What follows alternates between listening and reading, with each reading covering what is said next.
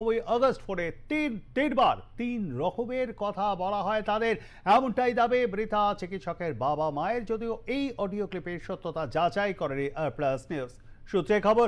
আর্জিকরের assistant সুপারের নাম করে ফোন করেছিলেন এক মহিলা। তিনি জানান তাদের মেয়ে আত্মহত্যা করেছেন সম্ভবত। প্রথম দিন থেকে নির্যাতিতার পরিবার বলেছিলেন হাসপাতাল কর্তৃপক্ষ তাদের প্রথমে জানিয়েছিল মেয়ে সুইসাইড করেছে। বারবার ফোনে জানতে চেয়েছেন কি হয়েছে তাদের মেয়ের, কারণ নির্যাতিতার মা বাবা বারবার বলেছেন 8ই আগস্ট রাত 11টার সময়ও যখন কথা হয়েছিল তখনও বেশ স্বাভাবিকই ছিল। তাহলে আচমকা আত্মহত্যা করতে যাবেনি বা কেন? এই প্রশ্নের উত্তর নাকি বারবার অ্যাসিস্ট্যান্ট সুপার এড়িয়ে গিয়েছিলেন। কি হয়েছে কি সেটা বলো না একটু। ওনার ওনার অবস্থা খুবই খারাপ।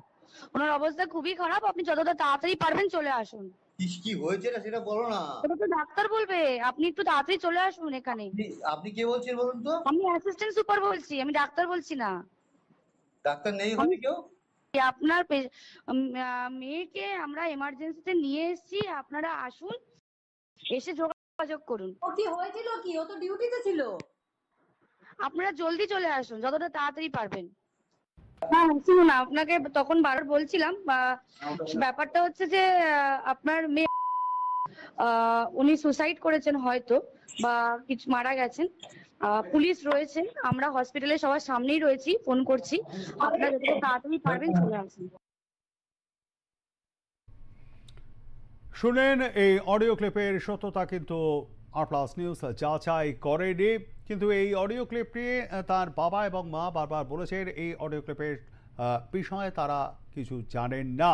কিন্তু তারা এটাও দাবি করেছেন যে প্রথম থেকে তাদেরকে হসপিটাল থেকে যখন ফোন করা হয়েছিল তখন বলা হয়েছিল প্রথমে শরীর খারাপ এবং তারপরে বলা হয় যে সুইসাইড করেছে। এবং এই অডিও ক্লিপে যেমনটা দেখা গেল যে হয়তো বা সুইসাইড করেছে। প্রথম অডিও ক্লিপে তাড়াতাড়ি চলে আসুন, শরীর খারাপ, শরীর ভীষণ খারাপ দ্বিতীয় অডিও ক্লিপে, এবং তৃতীয় অডিও ক্লিপে জানানো হয় আপনাদের মেয়ে সম্ভবত সুইসাইড করেছে বা মারা গিয়েছে, আপনারা তাড়াতাড়ি চলে আসুন। এখানে পুলিশও রয়েছে, আমরা সবাই রয়েছি, তাদের সামনেই আমি ফোন করছি, আমি অ্যাসিস্ট্যান্ট সুপার, ডাক্তার নই, এমনটাই কিন্তু জানিয়েছিলেন অ্যাসিস্ট্যান্ট সুপারের নাম করে ফোন করা এক মহিলা, কারণ এই মহিলা কণ্ঠস্বরে কিন্তু সামনে এসেছে। আমাদের সঙ্গে রয়েছেন সার্ভিস ডক্টরস ফোরামের জেনারেল সেক্রেটারি ডক্টর সজল বিশ্বাস। ডাক্তার বিশ্বাস, আর প্লাস নিউজে আপনাকে স্বাগত জানাই। একটা ভাইরাল অডিও ক্লিপ ইতিমধ্যেই এসে আমাদের হাতে, এবং আমরা সেটা সত্যতা অবশ্যই যাচাই করে নিই, যেখানে একজন assistant super hospital, RG Kar medical college হসপিটালে, তিনি বলছেন তার শরীর খারাপ, চলে আসুন, অবস্থা খুবই খারাপ, এবং তৃতীয়বার ফোন করে জানাচ্ছেন নির্যাতিতার বাবা মাকে তিনি সম্ভবত সুইসাইড করেছেন বা মারা গিয়েছেন। অ্যাসিস্ট্যান্ট সুপার কি যে কেউ হতে পারে, এবং তিনি বারবার বলছেন তিনি কিন্তু ডাক্তার নন, যা বলার ডাক্তার বলবে।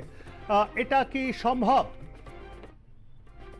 হ্যাঁ, এখন যে সেট আপ আছে তাতে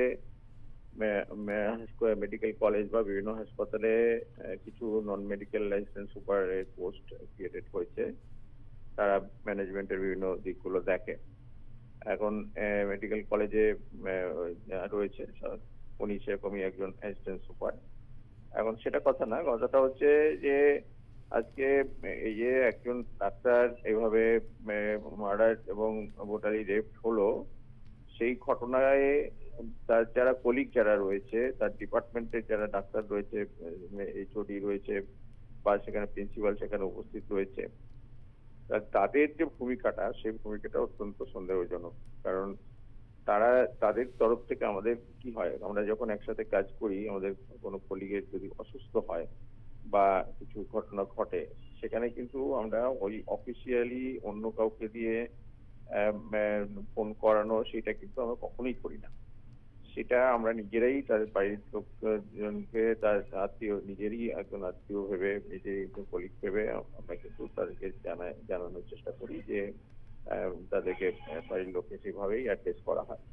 কিন্তু এই ক্ষেত্রে কেন অ্যাসিস্ট্যান্ট সুপারকে দিয়ে এভাবে ফোন করানো হলো, সেই জিনিসটা পুরোপুরি ধোঁয়াশাজনক। এবং তিনি কেন এভাবে পরপর 3বার বয়ান পাল্টালেন, এবং ওখানে থানার যিনি আইসি ছিলেন, মানে আরজিকর মেডিকেল কলেজের পুলিশ ফাঁড়ি যিনি আইসি ছিলেন, তিনিও একরকম পয়েন্ট দিলেন এবং এরাও এসএস বড় এক এক রকম এক এক সময় এক এক রকম পয়েন্ট দিলেন।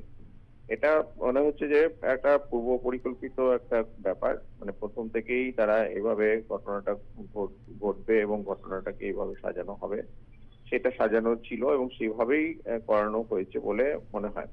কারণ এটা স্বতঃস্ফূর্ত ভাবে যদি হতো তাহলে তাদের মানে মেডিকেল কমিউনিটি যারা রয়েছে, তাদের সিনিয়র যারা রয়েছে, তাদের তরফ থেকেই ফোনটা যেত, বা তারাই হয়তো সেই উদ্বেগের সাথে, বা তারা হয়তো অত্যন্ত মানে এই ঘটনায় মর্মাহত হয়ে উদ্বেগের সাথে তারা নিজেরাই হয়তো ফোন করতেন, অথবা তার বাড়িতে আমরা অনেক সময় ছুটে যাই, তার বাড়িতেও হয়তো চলে, কিন্তু তার কিছুই হলো না।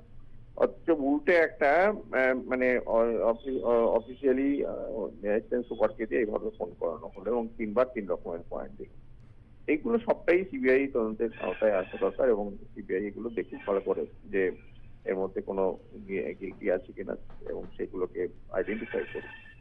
এটা আমরা সার্ভিস ডক্টর ফোরাম থেকে দাবি করছি যে টোটাল বিষয়টা এখানে যারা যারা এই ফ্যাক্ট সাপ্রেস করার চেষ্টা করেছে ওই সময় ছিল, প্রত্যেককে তদন্ত করা হোক এবং এদের থেকেই বেরিয়ে আসবে কারা কারা ফ্যাক্ট সাপ্রেস করছে।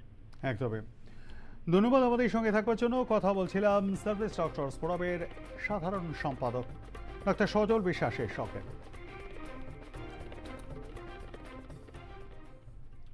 এখন এ